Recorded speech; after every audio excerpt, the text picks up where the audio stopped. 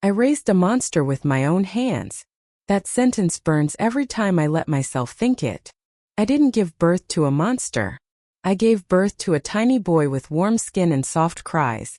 A child who wrapped his fingers around mine as if I were the only safe thing left in the world. I remember the way his chest moved when he slept, the way his eyelashes trembled, the way he trusted me without question. Monsters are not born like that. They are made. Slowly, quietly, by love that doesn't know when to stop, and fear that doesn't know when to let go. I was a young mother, too young to understand how fragile the line is between protection and control. His father left before he learned to walk. One suitcase, one slammed door, and a silence that never truly ended. From that day on, I decided I would be everything. Mother, father, shield, judge, and savior. I told myself it was strength. I told myself I had no choice. When he fell for the first time and scraped his knee, I ran faster than gravity itself.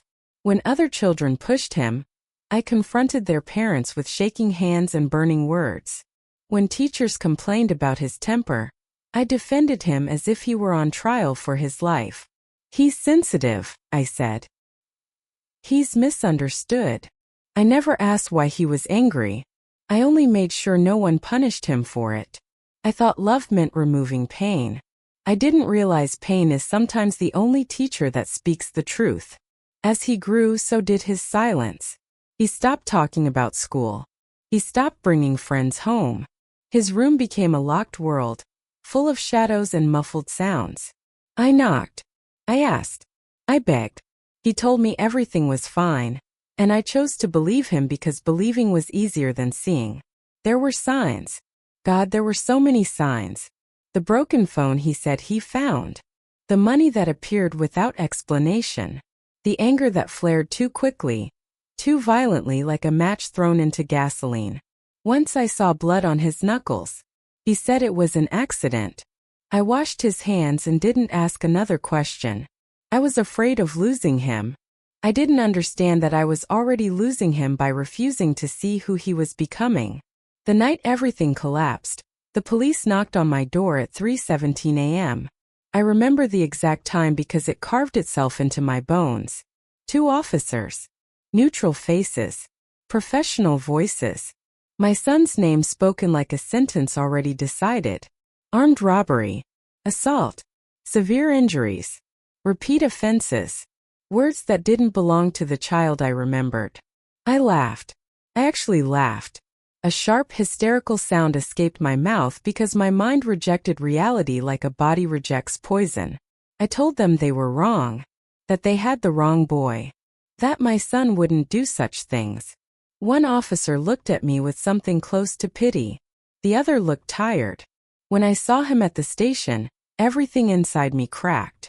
He sat behind the glass, hands cuffed, eyes cold. Not scared. Not ashamed. Just empty. When he looked at me, there was no apology. No relief. Only irritation, as if my presence was inconvenient. In that moment, I realized something unbearable. He didn't need me anymore. He had learned to survive without conscience. The trial lasted months. Each hearing peeled another layer off my denial. Witnesses. Videos. Medical reports. I wanted to scream that they were lying. But the evidence spoke with brutal clarity. The boy I raised had hurt people. Real people. People with families with pain that would never fully heal. I sat in the courtroom every day. I listened. I cried silently. I prayed for something, a mistake, a miracle, a loophole. None came. When the sentence was read, my son didn't look at me. He stared straight ahead, jaw clenched, already somewhere far beyond my reach. 15 years. The words echoed like a gunshot. I felt my legs give way. Someone caught me before I hit the floor. That night I went home alone. His room was exactly as he left it. Clothes on the chair. A cup on the desk. The smell of his cologne still hanging in the air like a ghost. I sat on his bed and finally allowed myself to ask the question I had avoided for years. What did I do wrong? The answer didn't come all at once. Came slowly, cruelly, in fragments. I remembered every time I excused his cruelty. Every time I blamed the world instead of teaching him accountability, every time I confused love with blindness, I raised him to believe that consequences were optional, that rules were negotiable, that he was always the victim. I taught him that power meant getting away with things. Months passed. Letters arrived from prison. Short, cold, practical. Requests for money. Complaints about food. Never an apology. Never a reflection. I visited him twice. Both times I left feeling like I had visited a stranger wearing my son's face. One day I stopped going. That decision almost destroyed me. What kind of mother abandons her child? I asked myself that question every night. But another question grew louder. What kind of mother creates a criminal and then pretends she had nothing to do with it? I started therapy. Not because I wanted forgiveness, but because I needed truth.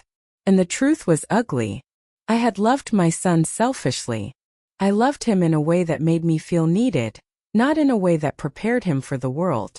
I feared his pain more than I feared the damage he could cause. I wasn't his victim. I was his accomplice. Today, years later, I live with that knowledge. I don't seek sympathy. I don't ask for absolution. I tell my story because silence is how monsters grow. Not just in children, but in parents who refuse to see. If you are a mother reading this, understand me clearly. Loving your child does not mean protecting them from consequences. It means teaching them to face them. It means letting them fall, letting them fail, letting them feel the weight of their actions while it can still change them. I will always love my son. That will never stop. But love did not save him. And my refusal to draw lines helped destroy him. I raised a monster with my own hands. And I will carry that truth for the rest of my life.